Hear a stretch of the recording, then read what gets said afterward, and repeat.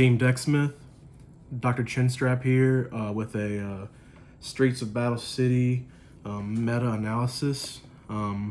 Just wanted to have a discussion on my thoughts on the new box and kind of talk about some of the new cards that I think are really gonna be worth exploring. Konami did a good job with the box in my opinion. They had a balancing act to do with providing reprints for the community while also shaking up the speed duel landscape, and I think they did a good job in my opinion. And just before we begin, I just wanted to say I'm not gonna be really explaining the cards. If you want, you can watch like an unboxing video and read the cards, or pause it and read the cards, but I'm not gonna explain every single card. I just wanted to kind of talk about the meta relevance and how this really shakes up the game and stuff to look out for. So let's go ahead and get into it. Really, the elephant in the room is the My Precious Queen skill. I don't want to go as far to say that it's the best deck yet because it's so early, but this skill is definitely the best skill in this box, and it has a lot of gravity, and by that I mean your decks that you build going forward are gonna have to be able to deal with what this deck's trying to do. Getting a free body every turn to wall up, and then the format before has been so starved of removal, and they released Token Sunday just to completely just change the way you look at building decks. Being able to clear all your tokens and then non-targeting destroy that same amount of cards is really bonkers. You know, I can already tell like this is gonna be this engine, just this skill in Token Sunday by itself can be splashed in any deck. Just being able to finally be able to really control the board and clear out threats. I mean, you gotta think like before, the only like real spot removal we had was like Hammer Shot and like a one-up Offerings. And there were like some other like things that didn't really see a lot of play, but those are the main ways you were clearing bodies outside of battle. And Token Sunday just changes that. And they have some other cool tools. Brain Crusher is really cool. It's kind of like a Go-Yo Guardian, a good finisher, and you can basically summon it for free off the skill. So definitely a really cool card. I've been messing around with Creature Swap and Creature Seizure. I'm not sure how great it's going to be in the mirror, but just being able to give your opponent 100 token and steal their threat and then run into it is pretty good. Creature Seizure may not be immediately obvious, but I think Seizure is going to be better than Swap because you have to give them a normal. So if they have any kind of like interruption play, they can't like get one of your threats. They can't like kind of interrupt you as easily. And it also lets you change the battle position of the monster. So if you take a face down, you can immediately attack with it. So I think that's a better tempo kind of thing, kind of play. So I would pick these up. I think it came out of the Merrick and Bakura deck. I'd go ahead and pick up 3 of those because I think that's going to be really good to have.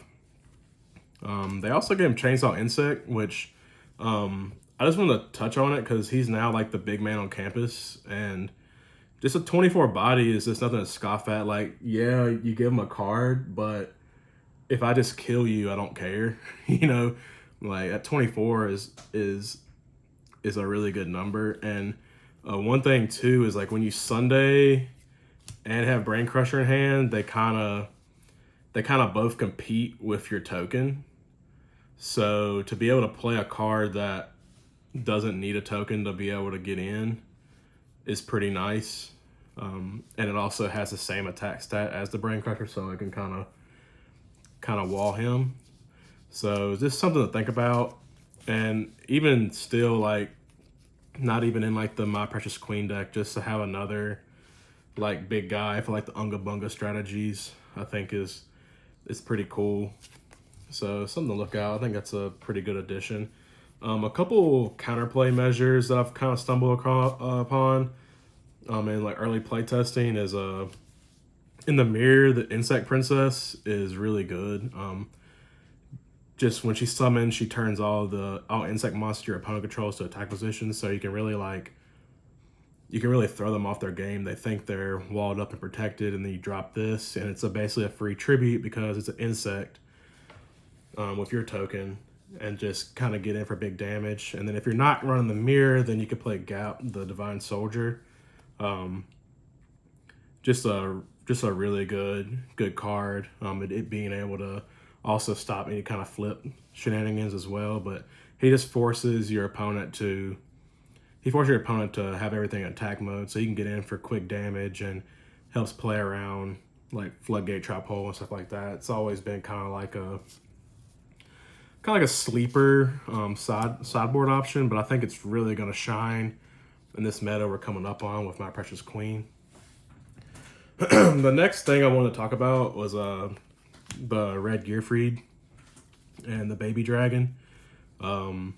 Basically, it's this little engine we have going on.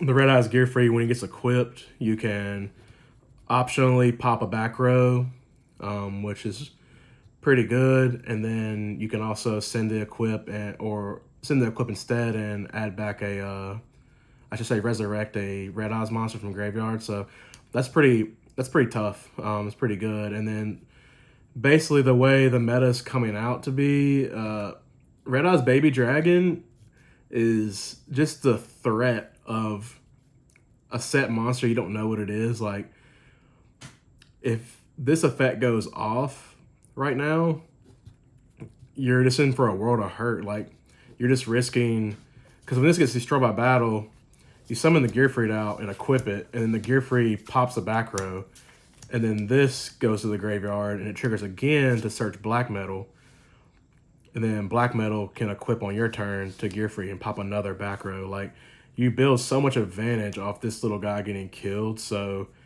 we're gonna be coming up on a format where just setting a monster is really scary. Like, you don't even have to be playing Red Eyes.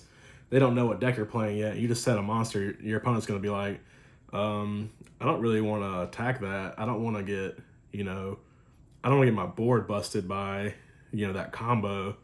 So I think as the meta is defined and people realize how powerful this engine is going to be, like, you're going to want to play cards maybe like Drillroid, Shield Crush, just something to make sure you don't run into this and you can apply pressure, because this engine is really bonkers. Something to look out for. I think it's really versatile, and honestly, you could play this with My Precious Queen. So you can combine both the new engines and build a really strong deck out of the box. So I think they did a good job with that. Next, I want to talk about Iron Grit. I don't think this is the best skill, but I think it's really underappreciated. Just how good it is to have a monster that doesn't care about your opponent's defense. There's really nothing in speed like that, and I think this will be a really slept-on skill. Another thing we've been testing and we saw is my teammate Unseen Hero has a build with Volcanic Rocket and Wildfire, and when you Wildfire, it doesn't affect him. It doesn't even stop him from attacking right away. So you can put on a lot of pressure with a build like that. And they also gave us Blast of Chain, which helps a lot with all the removal going on right now. Just to be able to, chain it to some back row hate and get some payoff there. And also, of course, the classic combo of Gearfried. Just having like Regeki Break at home kind of is really nice. So They did a really good job in this new box of like giving us good removal options because we've really been starved of it. Next thing I wanted to talk about was the Bountiful Ocean skill. I think this is a really good skill. They did a good job with the water deck. They gave him some good tools. They gave him Warrior of Atlantis, which if you know the meme, he's basically a normie because the Legendary Ocean isn't actually a card. Umi's a card, but not the point. Being able to search a Legendary Ocean adds a lot of consistency, and then with the skill, being able to get a water back every turn is really good. And that's kind of gonna be like the litmus test of of the new skills, like of skills you want to play. Is like, am I building an advantage constantly throughout a duel? You know, am I building up because just playing a skill just to be able to play the game anymore? I don't think those kind of decks are gonna make it. Like, you know, like you play the magnet skill, so magnets even work in the first place. Like, I don't think skills like that are gonna last. You're gonna want your skill to build you advantage every turn. And they gave Water some good tools. They gave him a fish depth charge, which really the main fish in the game is going to be the Terra King Salmon, which would be a free 26 body under a Legendary Ocean. And then, of course, you have Swamp Mirror, which is going to be probably your best fish options. I really like the skill. I have a deck built for it already. I'm going to post a deck profile of it, so I don't want to go too deep. But they also gave him Piercing Moray, which is like I was talking about earlier. You want to have answers to like the Precious Queen skill. So having a recurable Piercer is nice, and it's also a fish for the fish depth charge. So I think this is going to be a deck you're going to have to look out for. And just being able to pop a card on the field and draw one and then get the card back right away, like this is really tough. I think this is going to be a really good skill once the ratios get figured out. So be on the lookout for that deck profile. Another card I want to talk about was AntiMagic Arrows. On first glance, I think the community was like really hype about this card, and I think it's really powerful. I just don't know if it's gonna be one of those cards you just throw in everything. Like, me personally, like when I've been playing the card, I kind of just play one copy of it and just play it when I'm ready to go in and win. And so I just think the card, you know, staple level, no, I wouldn't go that far. But like the Unga Bunga decks that just kind of just summon a big idiot and attack, I think this card has a good home in those kind of decks. So you know, I'm not, and this may not age well, being this is only the first day the new box came out. I'm not super sold on the card as of yet, but I mean, it definitely can steal games. You go main phase and then go into battle phase, and your opponent is unsuspecting. It's like, haha, AntiMagic Arrows, now I'm gonna get in and kill you. I think that definitely has a place in the game. It's just I just don't think it's like an auto include in every deck like you would think it would be. But definitely a cool card. So something to look out for. And then I'm gonna go to my personal favorite thing about the new box is the Heart of the Warrior skill. Just the Flame Swordsman Turbo, and like at first glance at the skill, you're like, oh, okay, I can just summon Flame Swordsman, cool. Like, that's neat. I'll never do that. Why would I ever want to do that? But then you realize, wait a minute, I don't have to draw my monsters anymore. I could just play all defense and just discard and just always have a monster. Oh, okay, that's kind of intriguing. And then you go, okay, well, it's not once per duel. I can just kind of play other discard synergies. And you go, okay, and then you kind of see like there's actually a lot more there's a lot more going on than at first glance, and I really like what this skill is doing. I've always had like a soft spot for Flame Swordsman too, so it's really neat that it's him that it's for. And I have another deck profile I'll probably post in the next week or so with this, but it's just a really versatile skill. I've seen, like, I'm playing like a Red Eyes version right now. I've seen Relinquished. I've seen Zombies. I mean, so much stuff you can do, and it's really open-ended. And I think a skill like this, if Speed Duel kind of stays at the same like pace that it's growing at, I think this skill will age pretty well too. And the 1850 of Gilcha is like pretty good. Beat over like a Gearfried. I mean, it forces them to have an answer. And a lot of times I'll lead with my Flame Swordsman because creature swap and stuff like that is so popular. Rather than take that, and then when I come back in with Heart of the Warrior, I can summon Gilcha and I can beat over the card they stole. So kind of leading with your weaker cards first is kind of a big deal. So look out for my deck profile of this, and if you have any other like requests or anything like that, just leave me a comment. And I'm not gonna promise I'll do everything you request, but if you have like a deck idea and you want me to explore it, I definitely wouldn't mind taking a look. So just comment and take a look at it. The next thing is the Ultimate Wizardry and the Dark Renewal. I think when this got announced and leaked first, like the Dark Renewal, there's a lot of hype around it. I'm gonna be honest. I think the Ultimate Wizardry is gonna get overshadowed by the Precious Queen skill. It's good. The skill is good. The skill literally makes Breaker into a Harpy's Feather Duster. So I think that's really powerful. I just think the way the meta is gonna change.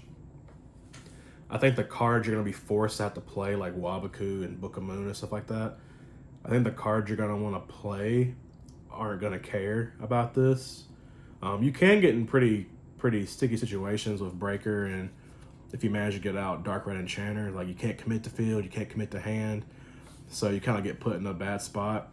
I think this is another skill that will age well, but right now I don't know. I'm personally not crazy about it, and I want to be proved wrong, but I don't really think it's gonna be super meta, honestly. And Dark Renewal, I think Dark Renewal is a good tool for certain decks. I think it's a good tool for like Relinquish to be able to like tutor out Illusionist. I think that's a big deal, but it may be obvious to some people, but it might not be to others. Like, it has its weaknesses. Like, it's pretty telegraphed. Like, you're going first and like, oh, why are you normal summoning Apprentice Magician? Well, it's definitely not a Dark Renewal set, right? Like, I think it could be telegraphed, it could be kind of forced, and it's obviously not good going second. So, I mean, don't get me wrong, it's a good card, but it has big weaknesses. And one thing I wanted to talk about, I want to get to the next card too, but I want to kind of compare it to like the Ultimate Wizardry, like, is Destructotron. Like, okay, so Ultimate Wizardry can make Breaker into a Harpy's Feather Duster, but like this one card can do that by itself. So you see what I'm saying? Like, yeah, you pay $3,000, but you probably are just gonna win that turn. So that's kind of something you gotta kind of put in perspective. Like, oh, I could just play this card and do the best payout of the skill by playing him. Why would I do that when I can just do this? So this is something to think about. But I did want to actually talk about Destructotron. I think this is a big boost for Evil Heroes, actually, because it has that 16 body. It could summon, clear the back row, and then you can go into Lightning Golem plays, clear their board, attack for game. I think this is a really good card, really good boost to that deck. Kind of like more Breakers, but I'd probably play this over Breaker just because it can clear everything. The next thing I want to talk about, the slimy disposition. I don't have any like actual builds for this yet, but I've seen people mess with it, and kind of like I was talking about earlier, like having a skill that builds you advantage every turn is kind of a big deal, and being able to get back a normal monster every turn is pretty huge. So something to look out for. I think a lot of people who want to make cool decks can do some cool stuff with that.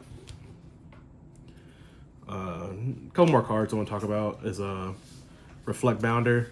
Like normally I would say a card like this isn't very good, but in Speed Duel you only have 4,000, and you know, attacking into this and being put into a bad situation where like this is really like gatekeeping you from being able to play.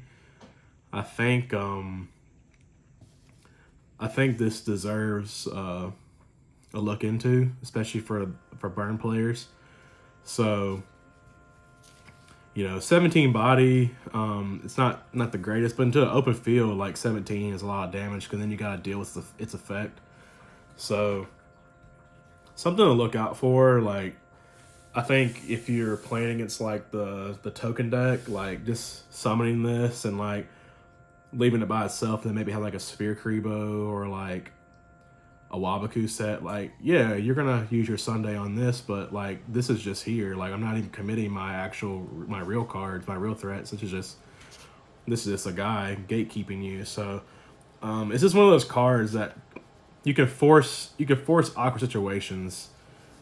It's not perfect, but I think it's definitely like, I always just think this card was trash, and like when I was younger, I used to say, oh, I don't see why this is good. I take 17 one time and it dies. Like, cool, whatever. But I mean, now with only four grand life, pretty scary. A couple more things. Ledgerman. I don't want to go too hard on this, but I love this card. Because if you know anything about me, I love like stall decks. I love like degenerate strategies. And just being able to get 3 cards over time is just really silly.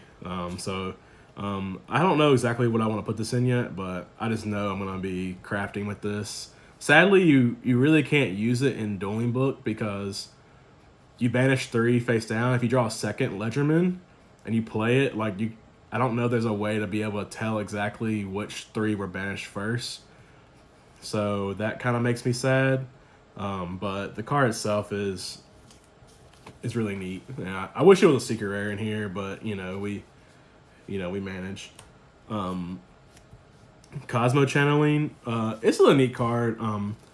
So I've been messing with the My Precious Queen deck, and I play this in my build. I play like a machine kind of variant. And I just like it because the card lets your creature swaps like still be live in the mirror.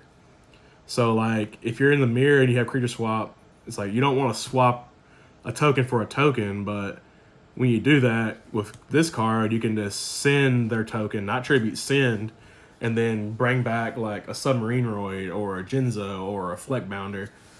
And so, it's a neat card. It's like not super broken, but I think it's a pretty thought-provoking card.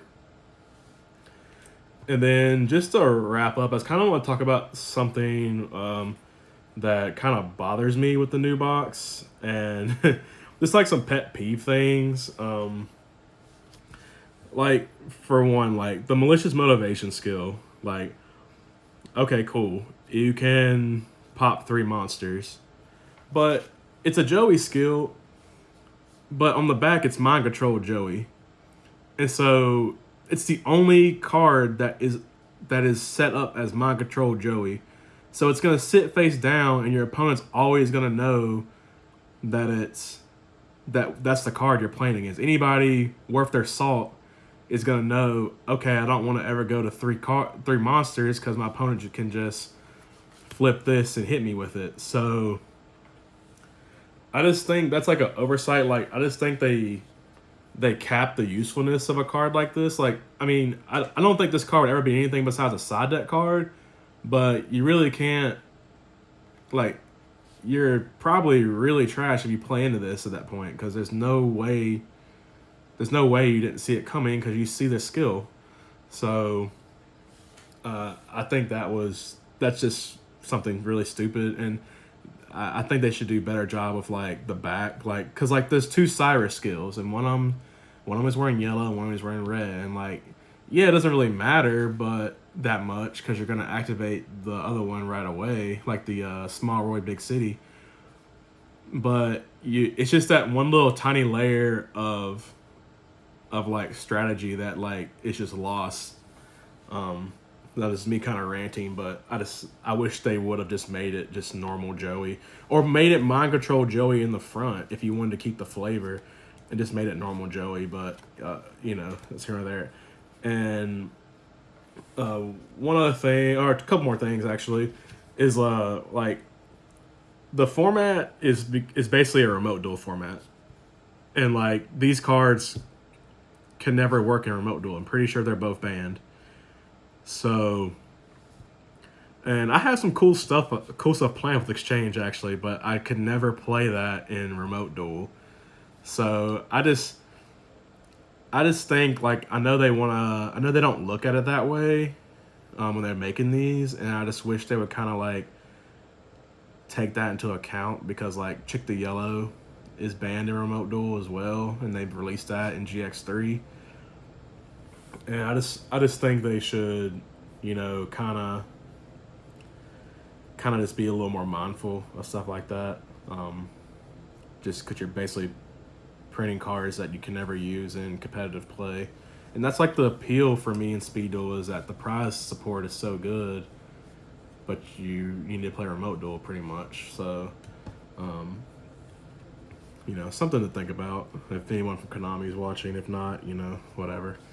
And the last thing, kind of like a pet peeve, is like the secret rare choices, like, were not the best in my opinion. Like, maybe they were trying to keep the cost down, but like, why make Mind Crush and Creature Swap ultra rares in a tournament pack and then immediately turn around and upgrade them to secret rare? They did the same thing with the Lure of Darkness. Like, I just not crazy about that. Like, I prefer the tournament pack cards just because they have like a higher monetary value, but that's just because I like drip. But I just think it's triggering, like, oh, you go out and you earn or you buy the higher rarity tournament pack one, and then like not a couple months later, then, oh, it's gonna go ahead and get usurped by a higher rarity. Like, I just think I'm just not crazy about that. And like, we already have a foil Mind Crush, so make another card foil. Like Red Gear Freed should be foil or something like that, instead of a card we already can get in shiny. You're gonna make it another one. Like, I'm just not crazy about that. But that's just me ranting. Overall, I think they did a really good job with the box, with shaping the meta up, because I personally was getting tired of the same 3 or 4 decks. But I really, really appreciate anyone who stuck through to the end of the video. I got some new stuff coming out soon, talking about Flame Swordsman deck profile. I got a Umi profile coming up soon, and eventually I'm gonna put on my Precious Queen deck profile up. We're coming up on a mirror match format, so I really want to tighten that up and make sure I have a really good build for you guys before I post it. But anyway, I appreciate you staying.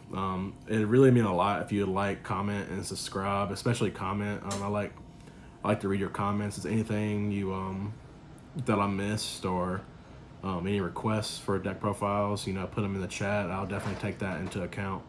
But Dr. Chinstrap signing out, and have a good day.